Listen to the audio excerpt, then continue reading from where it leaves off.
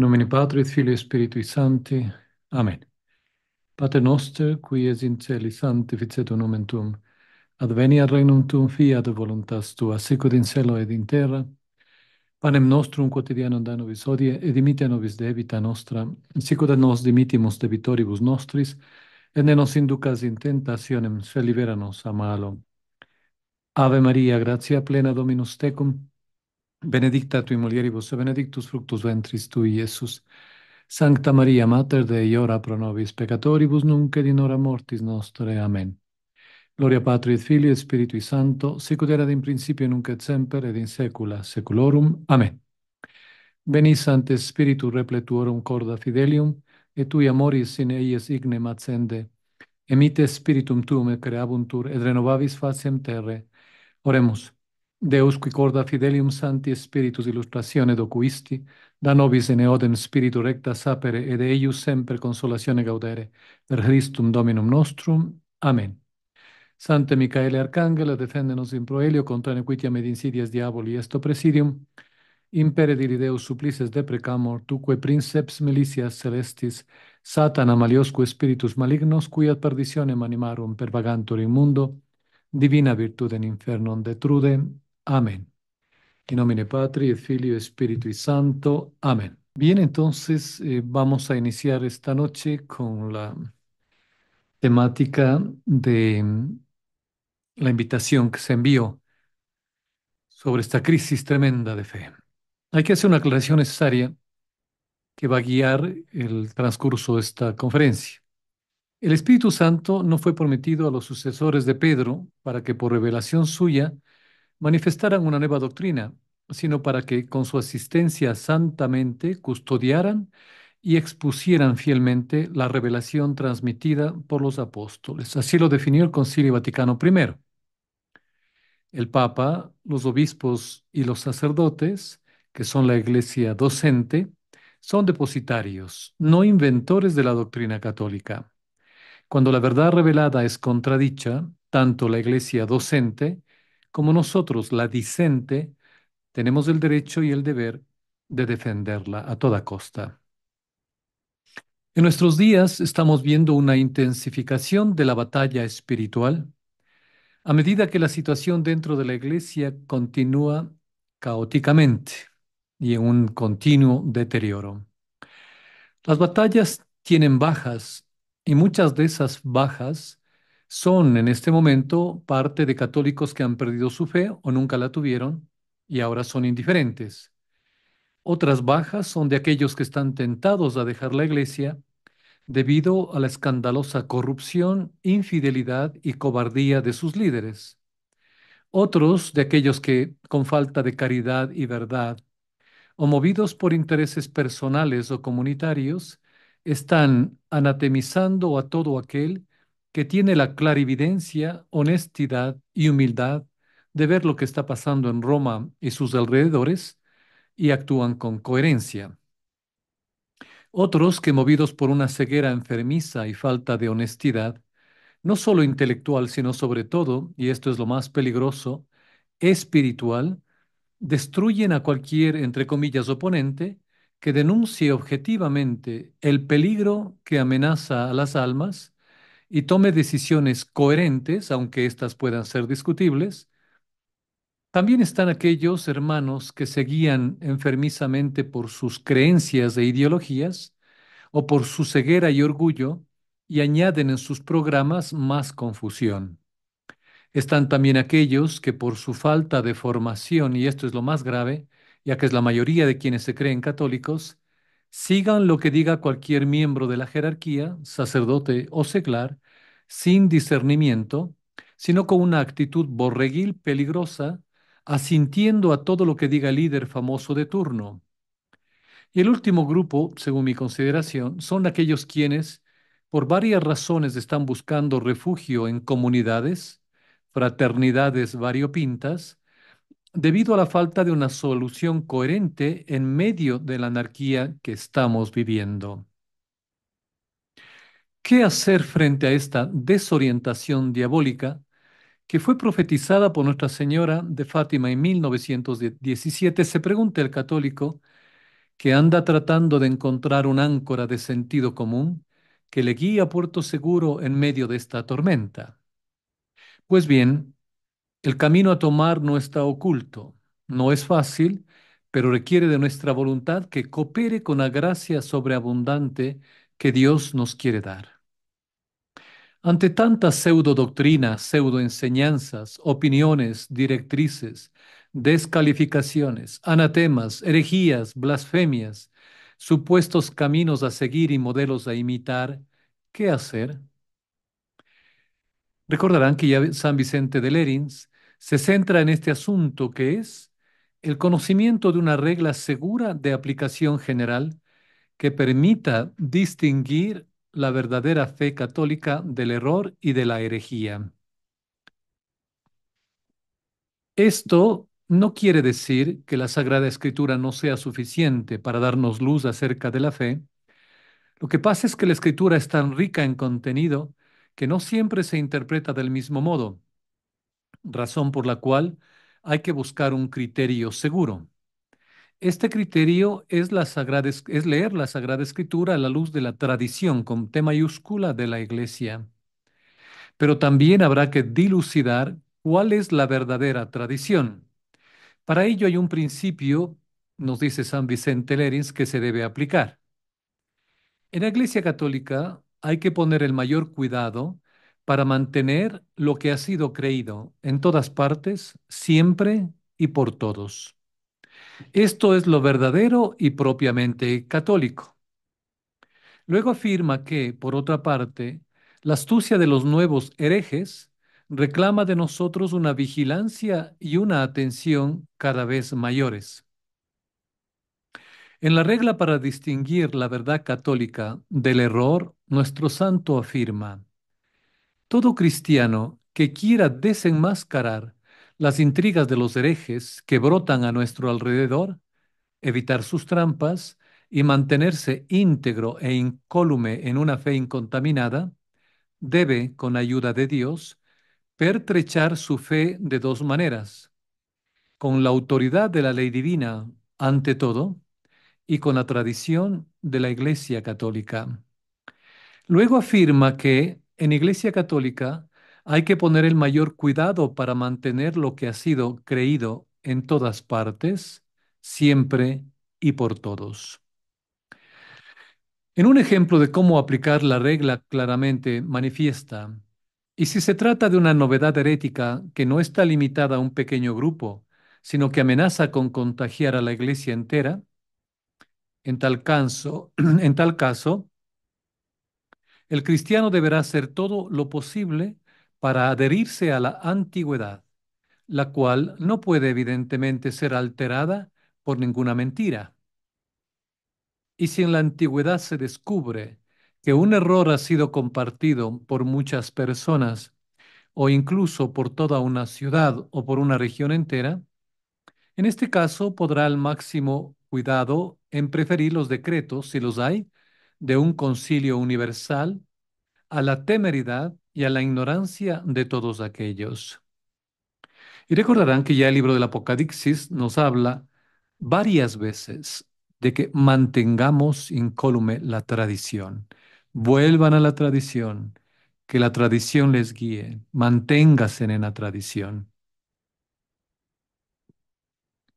Para ejemplarizar esto, tenemos el arrianismo, donde esta situación no contaminó a una sola región, sino al mundo entero, hasta el punto que casi todos los obispos latinos cedieron ante esta herejía, algunos obligados por violencia, otros sacerdotes reducidos y engañados.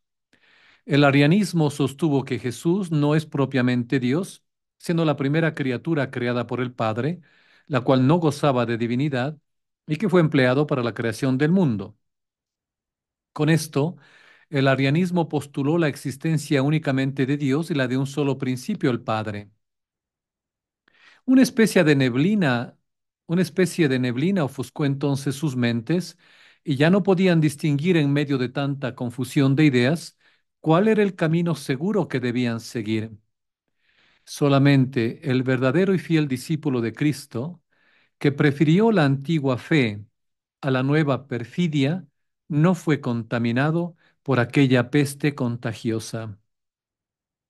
Es bueno recordar que San Atanasio, nombre que significa inmortal, es doctor de la Iglesia, que fue exiliado 5 veces por sus posturas, que defendía la definición del Hijo de Dios como consustancial con el Padre, que luego fue establecido obviamente en el Concilio de Nicea en el año 325. Logró mantenerse firme por la gracia de Dios y por el apoyo de los fieles laicos, quienes con su sensus fidei lo apoyaban con la perseverancia, oración y sacrificios. La valentía de San Atanasio, su fortaleza, su fidelidad a la doctrina recibida de la tradición, su aceptación de la ortodoxia definida en Nicea y su brillante capacidad como escritor y teólogo hacen de él una figura excepcional. Gracias a él y a los grandes padres del siglo IV, la doctrina católica pudo salvarse de sucumbir ante la mundanidad de la crisis arriana y por ello la Iglesia pudo seguir sosteniendo su misión salvadora en medio del mundo. El arrianismo fue condenado definitivamente como herejía en el mundo católico después del Concilio de Constantinopla en el año 381. Eso como ejemplo. Ante lo que estamos viendo esta noche, hay una advertencia de San Pablo que hace a los Gálatas. Herejes, nos dice, recorrían las provincias y las ciudades, mercadeando con sus errores, llegaron hasta los Gálatas. Estos, al escucharlos, experimentaron como una cierta repugnancia hacia la verdad. Rechazaron el maná celestial de la doctrina católica y apostólica y se deleitaron con la sórdida novedad de la herejía. La autoridad del apóstol se manifestó entonces con su más grande severidad y dice, aun cuando nosotros mismos o un ángel venido del cielo os predicase un evangelio diferente del que nosotros os hemos anunciado, sea anatema. Una carta a los Gálatas, el capítulo 1, versículo 8. ¿Y por qué dice San Pablo, aun cuando nosotros mismos, y no dice, aunque yo mismo? Porque quiere decir que incluso si Pedro o Andrés o Juan o el colegio entero de los apóstoles anunciasen un evangelio diferente del que os hemos anunciado, sea anatema. Tremendo rigor con el que para afirmar la fidelidad a la fe primitiva no se excluye ni a sí mismo ni a los otros apóstoles. Pues bien, en este momento triste de la escultura del monumento al dios Caos, miramos en torno nuestro. Y es conmovedor ver a tantos supuestos eruditos, estudiosos graduados con summa cum laude de varias facultades, es decir, con los máximos honores, que se afanan sosteniendo que en la iglesia no hay problemas, que de haberlos siempre los ha habido, y que el Papa tiene muchos enemigos. En compensación, los predichos eruditos añaden como si fuera azúcar al café que no hay crisis y que nunca se han dicho herejías y que los que señalan lo contrario son locos o están ya seniles. Hoy, el estupor que vive el hombre frente a las catástrofes naturales de tan grandes dimensiones es sorprendente, pero en una mínima expresión, porque son muy pocos los que se dan cuenta. Son acontecimientos sucedidos ya en el pasado, nos dicen. Bastan pensar en el diluvio universal, en Sodoma y Gomorra, pestes, cólera, terremotos, etcétera. Pero nos preguntamos, ¿no son estos también para ellos señales para el hombre de hoy? Dios castiga y busca misericordiosamente también abrir los oídos y los ojos de sus misérrimas criaturas, comenzando por nosotros. Tarea no sencilla dirigida a la humanidad, anestesiada desde hace decenios de modernismo, de paganismo y hoy por hoy de apostasía, que no tiene ya los anticuerpos para reaccionar. El mensaje evangélico que citamos de San Pablo precisamente sirve para reafirmar que existe un Dios creador y un sensus fidei, es decir, el sentido de fe de los fieles, que no puede ser atacado, por más que los fieles se nos diga que no tenemos títulos de teólogos o filósofos. No necesitamos. Hay sentido común, hay nuestra fe, hay nuestro sensus fidei, hay nuestra teología en el catecismo. Signos inconfundibles del citado desorden es el aletear del olor a azufre dentro y fuera de la iglesia.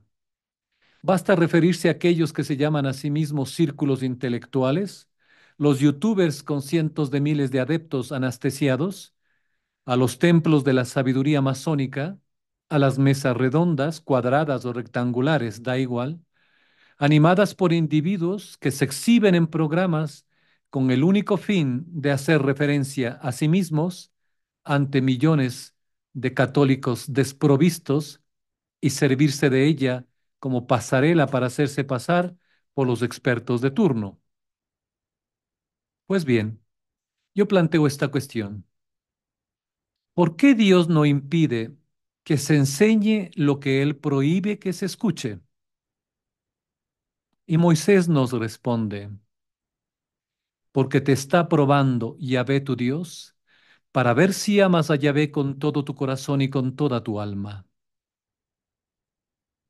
Ya hace un tiempo hubo una denuncia hecha por este gran santo Pío X, que nos dice que la Iglesia desde siempre lucha, no dialoga, defiende, no entrega el tesoro de la fe que Dios le ha confiado y protege a los fieles del veneno de los herejes. Este gran santo en encíclica Pacendi contra el modernismo denunció que los fautores del error se escondían ahora en el mismo seno de la Iglesia y que sus consejos de destrucción los agitaban no fuera de la Iglesia, sino dentro de ella, por lo cual el peligro se esconde como en sus mismas venas y en sus vísceras.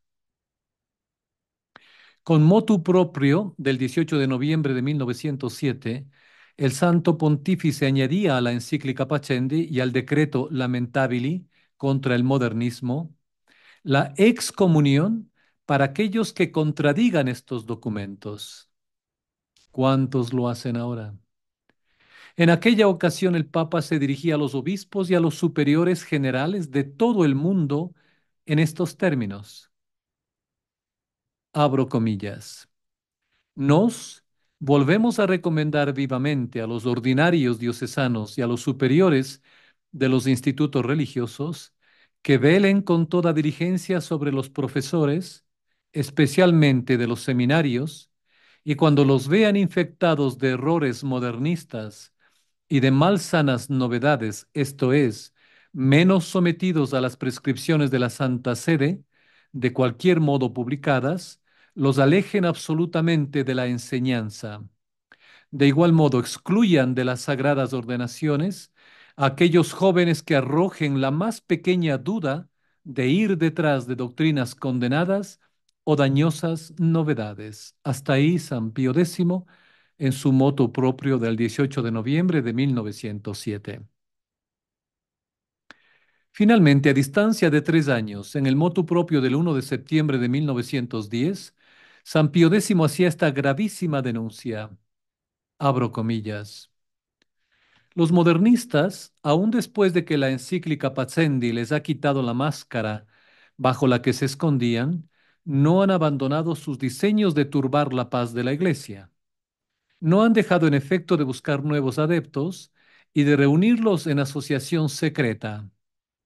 Por tanto, San Pío X sabía que el modernismo buscaba sus adeptos sobre todo en los seminarios y en las casas de formación de los religiosos, y que allí iba organizándose secretamente una especie de secta, la mafia vaticana, clandestinum foedus. Por ello, y muchas otras cosas más que no caben en este espacio, estamos como estamos, donde aquellos que deberían confirmarnos en la fe no lo hacen y nos quieren hacer creer que todo es relativo, que las herejías, blasfemias y atrocidades que se dice y hace desde el Vaticano y hasta en las periferias no son eso, sino que Jorge Mario Bergoglio tiene muchos enemigos y detractores.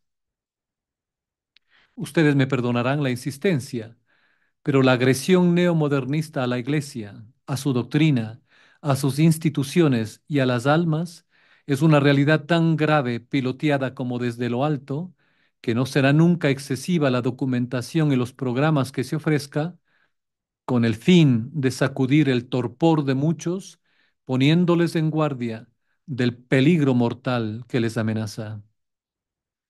Como si todo lo que la Iglesia ha tenido que soportar desde un poco antes del Concilio Vaticano II fuera poco o nada, mañana, martes 1 de octubre, se celebrará en el Vaticano una, entre comillas, liturgia penitencial que pretende marcar el inicio de una nueva manera de ser iglesia, nos dicen, es decir, de una nueva iglesia, con un nuevo catecismo, un nuevo decálogo, un nuevo magisterio.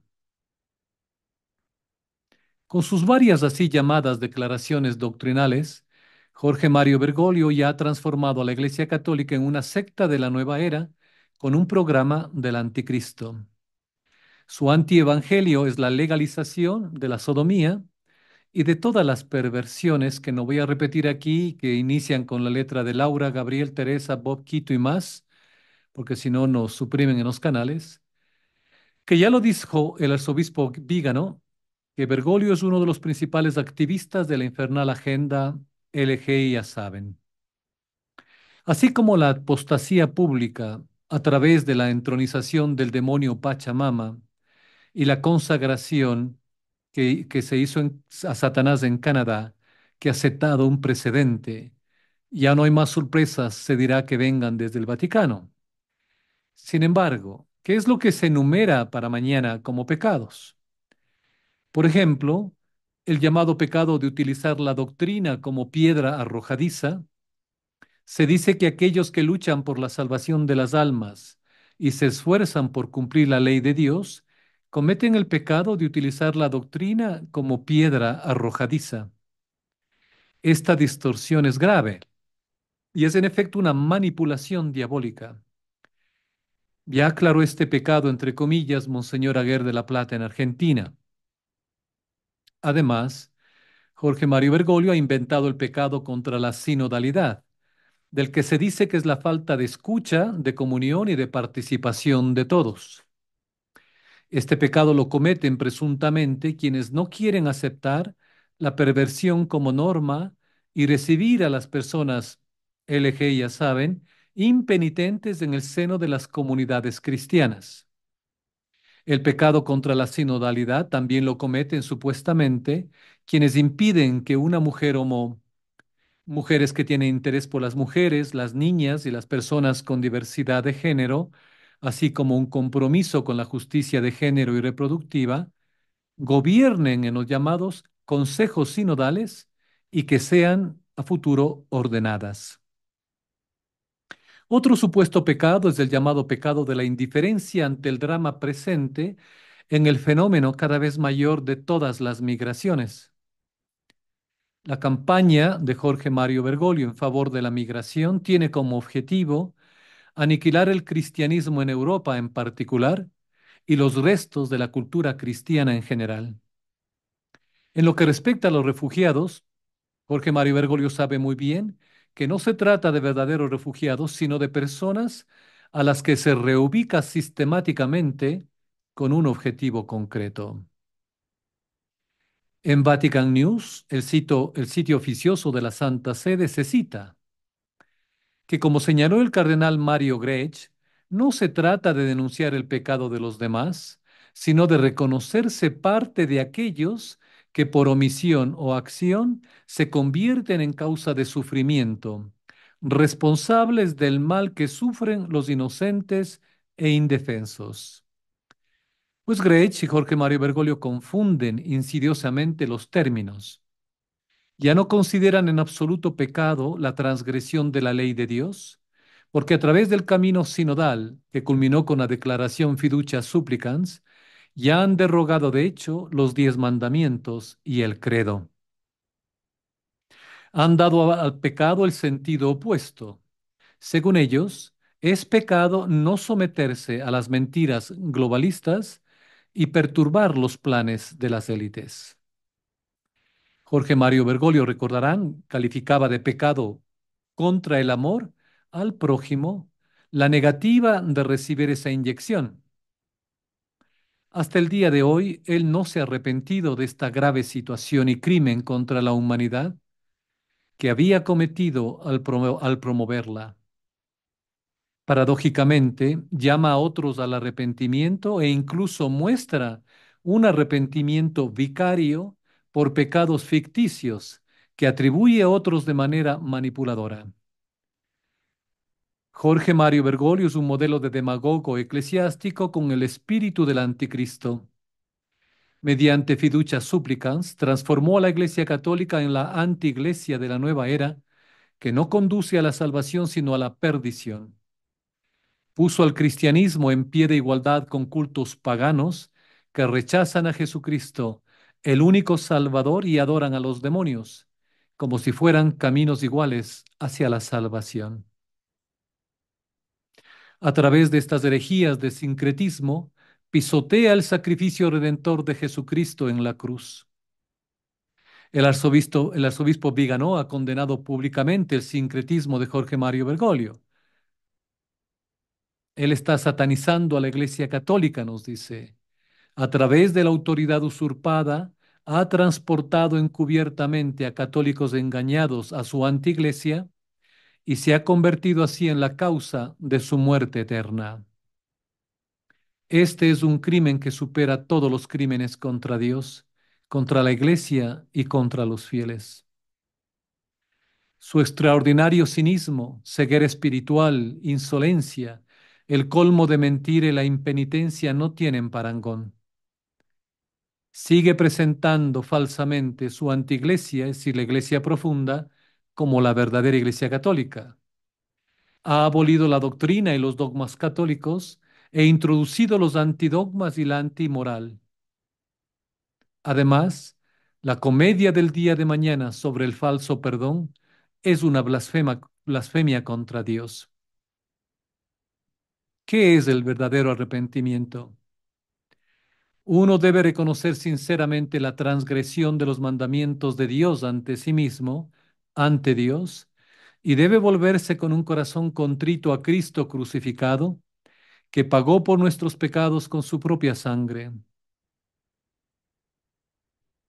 Jorge Mario Bergoglio legalizado los pecados sexuales y de esta manera ha impedido a los pecadores a que hagan verdadera penitencia y puedan alcanzar así la salvación. Y ahora torcidamente el 1 de octubre va a presidir una farsa de celebración penitencial, pero la tragedia es que la mayoría de los católicos engañados le creen y se aferran a él ante todo hasta la muerte. Pero esto es también culpa de los obispos que callan ante la apostasía, o incluso muchos lo defienden. Pero ni Jorge Mario Bergoglio ni otro podrían haber cometido estos crímenes antes del Vaticano II.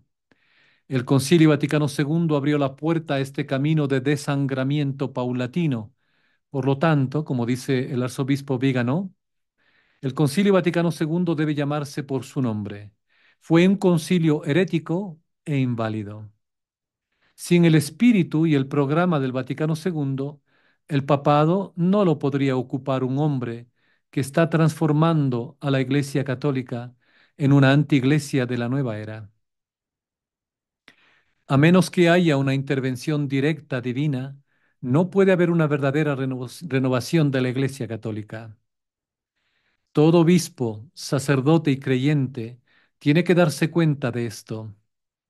Sin embargo, son principalmente los obispos y los sacerdotes los que deben arrepentirse, porque como sucesores de los apóstoles están obligados a proteger la pureza de la fe y las leyes de Dios.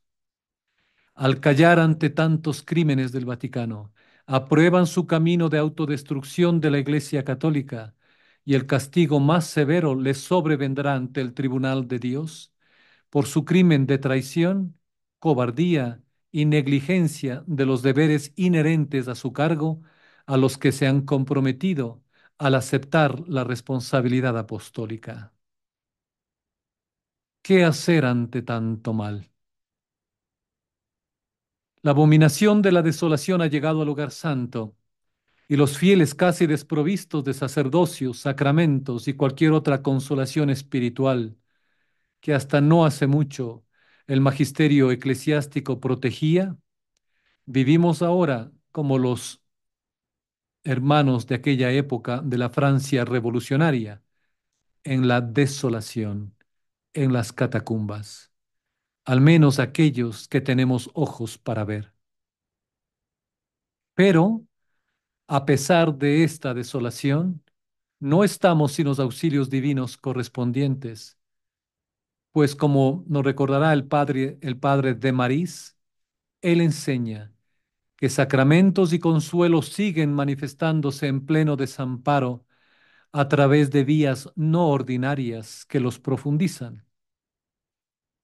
Este padre, el padre de Marís, que veía a los fieles amenazados de quedarse sin sacerdotes, su caridad, aunque encarcelado, le hizo escribir, por requerimiento de ellos y para su consuelo, la regla de conducta, de la cual enumeraré solo algunos aspectos en esta noche.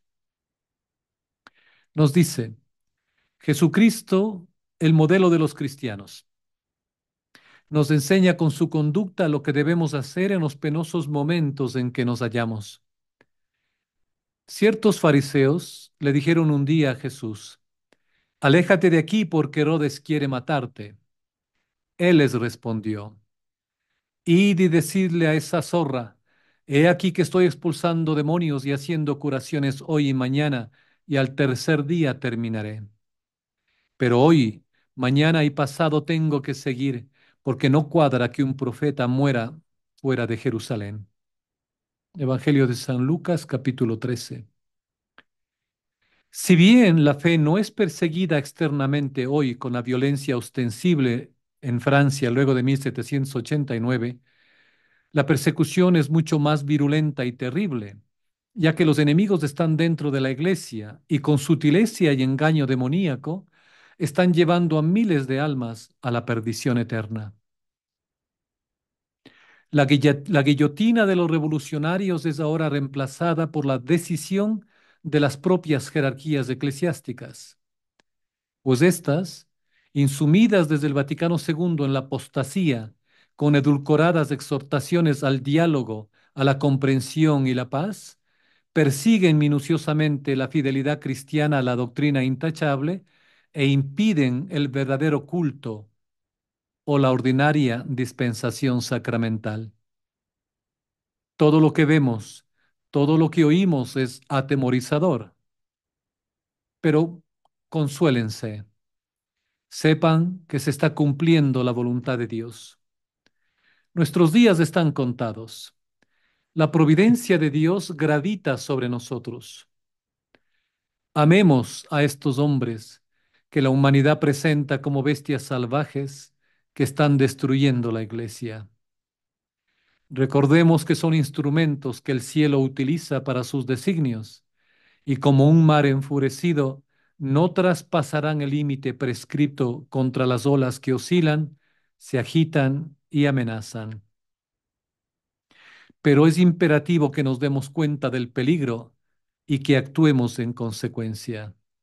No podemos ser tibios ni complacientes. Los discípulos de Jesucristo, en su fidelidad a Dios, son fieles a Dios. Abroquelados en sus principios, con una conciencia irreprochable, adoran la voluntad de Dios. No han de huir cobardemente de la persecución. Cuando se ama la cruz, se es audaz para abrazarla, y el amor mismo nos regocija. La persecución, hermanos, es necesaria para nuestra íntima unión con Jesucristo. Puede desatarse en cualquier momento, pero no siempre es tan meritoria ni tan gloriosa.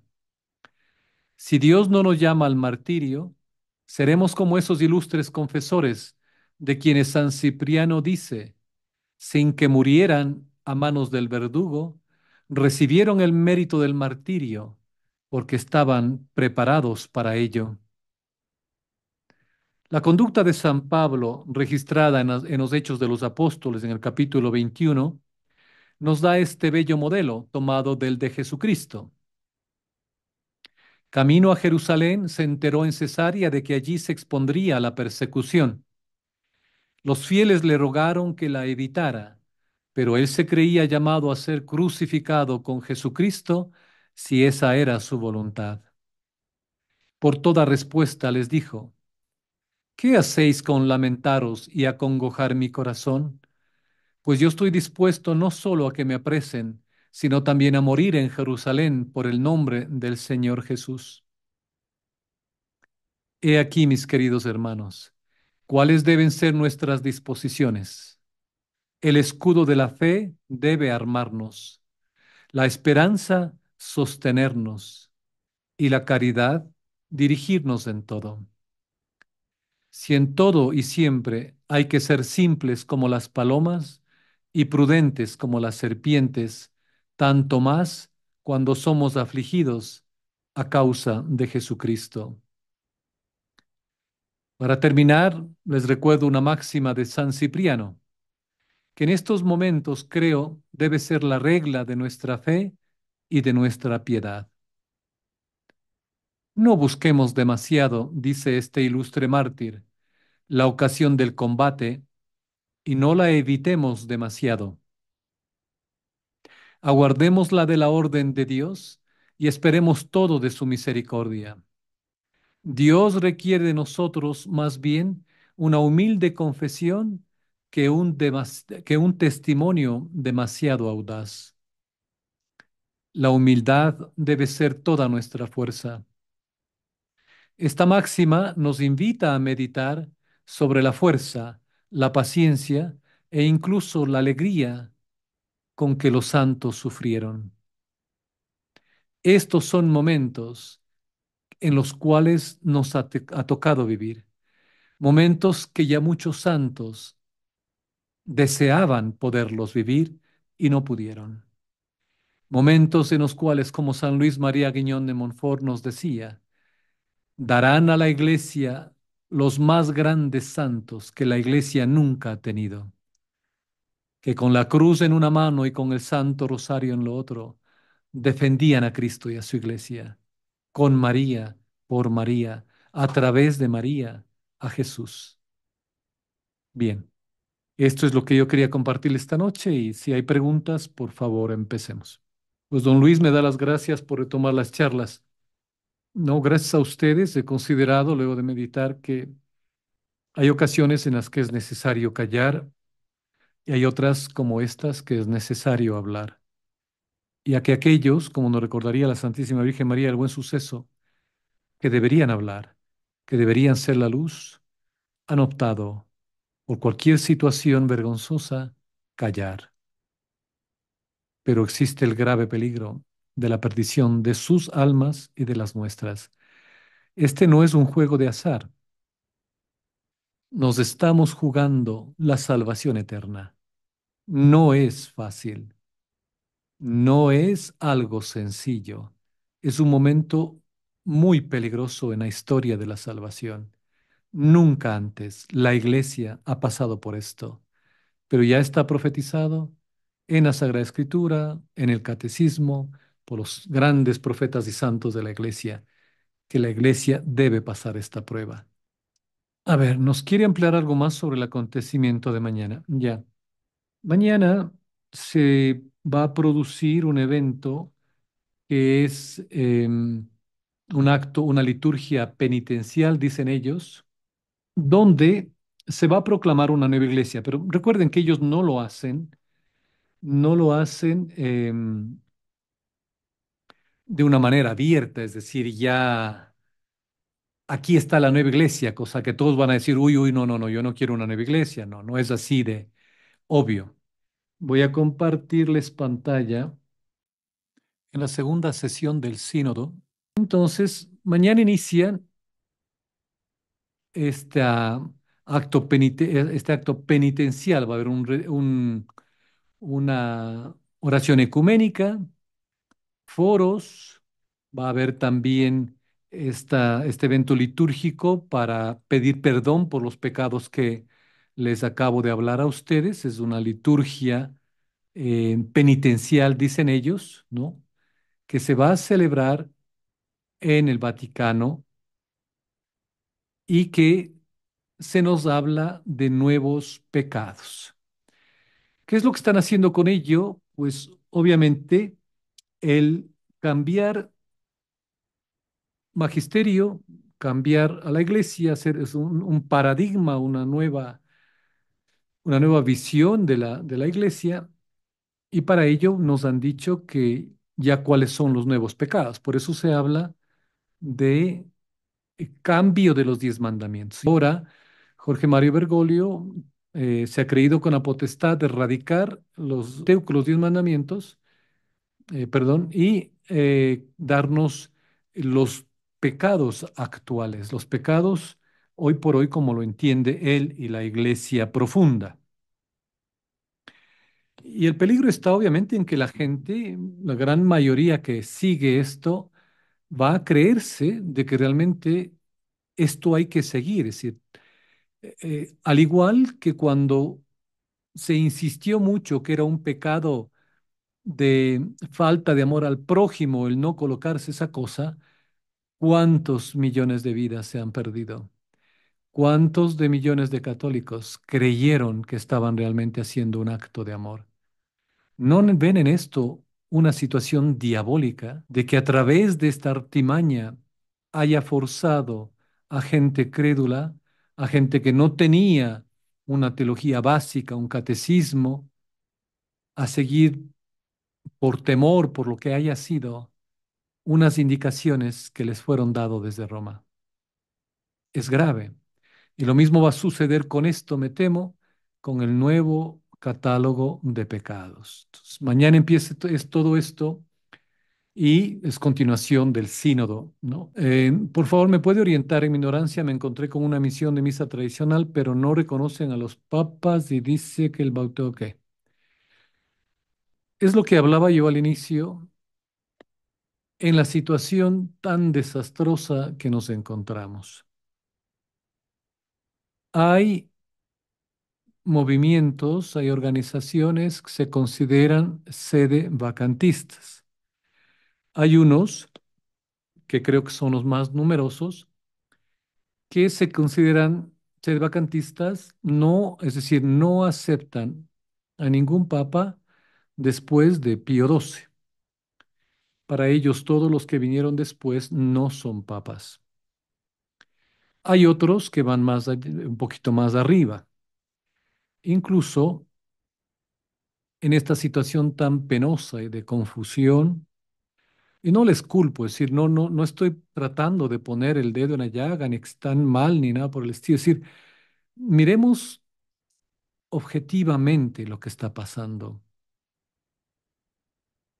Esta situación es tan insostenible que ante esto muchos se han visto en la necesidad, equivocación dirán otros, de seguir un camino que no era el apropiado. Yo recuerdo la historia de un sacerdote en Ecuador que, al pedido de los fieles de su parroquia, que celebre la misa tradicional. Recuerden que la misa tradicional no necesita de permiso de nadie, de ningún obispo, ni nada. Es la misa de siempre que ha celebrado la iglesia, pero obviamente con la venida de Jorge Mario Bergoglio está cambiado. Hay un motu propio que condena esto y que no se puede hacer sin el permiso particular de Roma, ya ni siquiera el obispo. Entonces, en ese entonces no había todavía esta restricción, solo había el motu propio de Benedicto XVI que les daba la autorización y el pedido a los sacerdotes que celebren la misa de siempre, sin incluso permiso del ordinario, es decir, del señor obispo local. Ante esto, él accede, celebra domingo a una hora que no había, la iglesia estaba cerrada, pero sus hermanos sacerdotes, y es lo penoso, que son ellos mismos, por celos, por lo que ustedes quieran, porque empezó a llegar mucha gente, vieron en esto una acción del enemigo. Se quejaron ante el obispo, lo sacaron al sacerdote.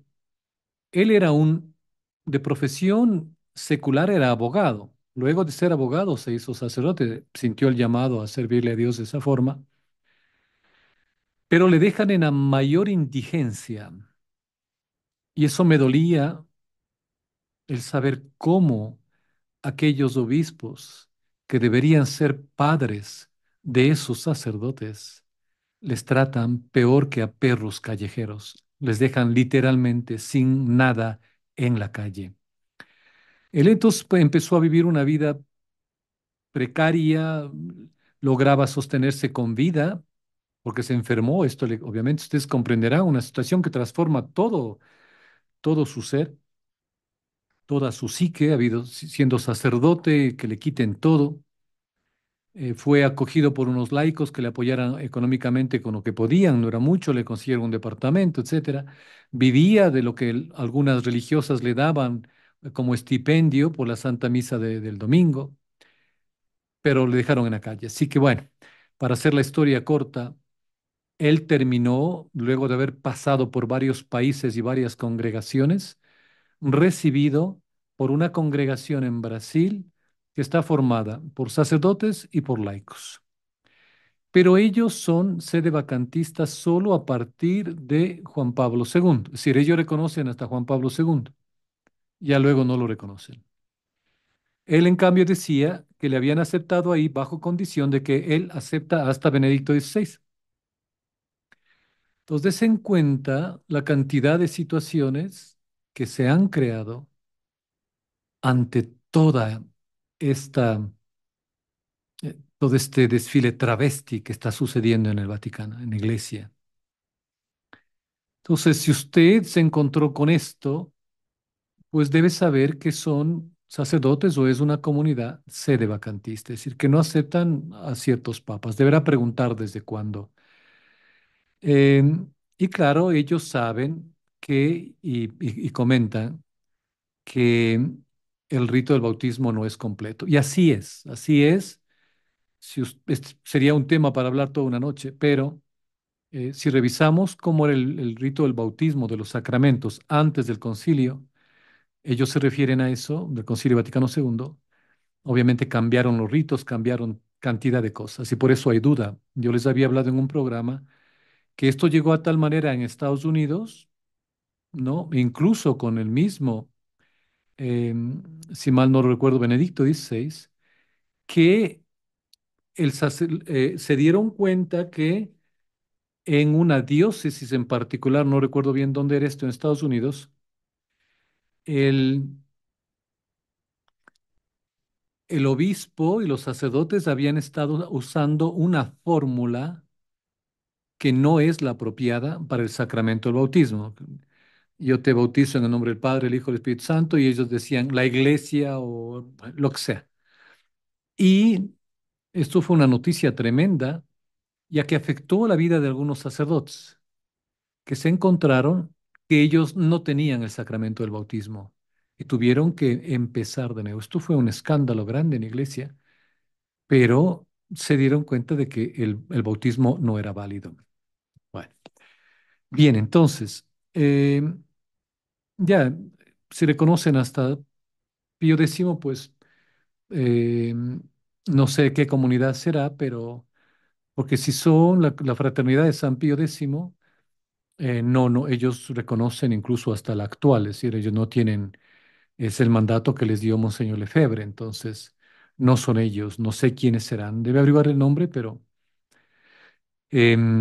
todo este es el grave problema en el que nos encontramos y de ahí la situación que se ha dado en México, ¿no? Y que ha creado una lluvia de comentarios y de programas en ataque, en defensa, etcétera, que, que obviamente nos está causando mucho dolor, mucha tristeza, porque el demonio está consiguiendo que su master plan llegue a efecto. Es decir, una iglesia que sufre, una iglesia dividida y unos hermanos que nos anatemizamos unos a otros. Es decir, tú estás condenado si te vas por la izquierda, tú estás condenado si te vas por la derecha, tú estás condenado si te vas por el centro. Todos somos sabios, todos tenemos la última palabra y todos condenamos al resto. Nosotros estamos bien. Esa es la grave situación. Por eso, la importancia que he considerado en hacer el programa esta noche es para que manténganse firmes en la fe, en la tradición. Pero ¿cómo se van a mantener ustedes firmes en la fe y en la tradición si no conocen su fe, si no conocen su catecismo, si lo que más ha impregnado la vida del católico, al menos una gran parte de nuestra vida, ha sido el mundo y sus halagos? Pero a pesar de esto, Dios ha permitido en su infinita misericordia que sea ya en este periodo de tiempo donde Él nos llama a que tomemos una decisión radical. Y es ser testimonio fiel de Cristo, de su iglesia, de la tradición, del magisterio bimilenario. No escuchen a nuevos teólogos por más que tengan los más grandes honores. Les he leído lo que ya San Pío X comentó.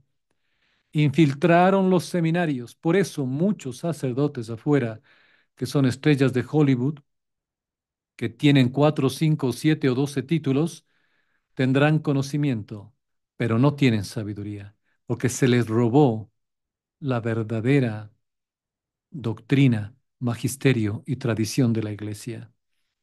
No son todos culpables, más que todo son víctimas, víctimas de un proceso modernista, hereje, que penetró en el interior de la iglesia y que clarividentemente ya San Pío X lo descubrió, pero sus esfuerzos fueron inútiles en el sentido práctico de lo que estamos viviendo ahora. Bien, así hoy más que nunca recordarán que los apóstoles de los últimos tiempos deben estar guiados por María. Ella es la luz que nos ilumina. Ella es la luz que nos va a llevar a Jesús, solo ella, porque ella no quiere nada para sí, sino todo para Jesús, para la Santísima Trinidad. Ella es la destructora de las herejías. Ella es nuestro faro, nuestra madre, nuestra reina, nuestra maestra. Con ella debemos estar y mantenernos siempre. Estamos en crisis de fe, pero en Garabandal la Virgen María nombró dos personas vivas que se curarán durante el gran milagro. Parece que solo requerimos perseverancia y paciencia, ¿cierto? Em, una de ellas ya murió. Era, si mal no lo recuerdo, este ejecutivo americano que perdió la vista, a quien la Santísima Virgen María le había prometido en Garabandal que él iba a ver el milagro. Ahora, es mi entender, ya que él estuvo con el Padre Pío también, y confirmó esto, muchos dicen, pero ya murió, ¿ves? Él no vio el milagro. Y yo les he preguntado, ¿están ustedes seguros? ¿Podrán afirmar que antes de morir Dios no le permitió ver el milagro? Tal vez no vivirlo. ¿Quién sabe? Tal vez pudo vivirlo personalmente y mirarlo.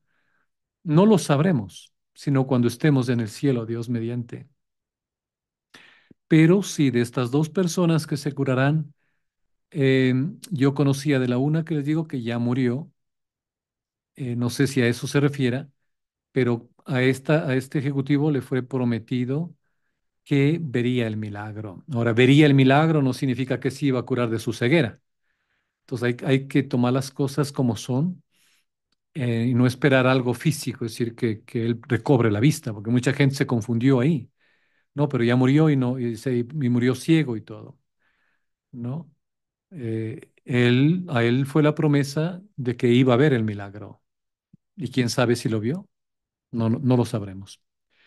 Sí, así es como el sacerdote hermano de este obispo que murió de alegría al ver el milagro y dijo, ¿qué madre tenemos? Él murió de alegría de ver la madre que tenemos. Así que, queridos hermanos, paciencia, valor, estudien su fe, Pasemos el mayor tiempo que podamos en oración. Obviamente, si nuestras actividades y responsabilidades nos permiten, meditemos con la Sagrada Escritura, la tradición de la Iglesia, y alejémonos lo más posible de todos los medios, porque nos van a confundir. Oremos unos por otros y roguemos a María Santísima que realmente sea esta estrella del mar la que nos guíe. Ella lo va a hacer. Así que en plena confianza en ella, nos despedimos esta noche y que Dios les bendiga. Gracias por todas sus oraciones y apoyo en el canal y esperamos pues vernos próximamente el día miércoles, si Dios lo permite, donde tendremos una tertulia informal. Vamos a hablar de los santos ángeles de la guarda. Bien, que Dios nos bendiga. Hasta pronto.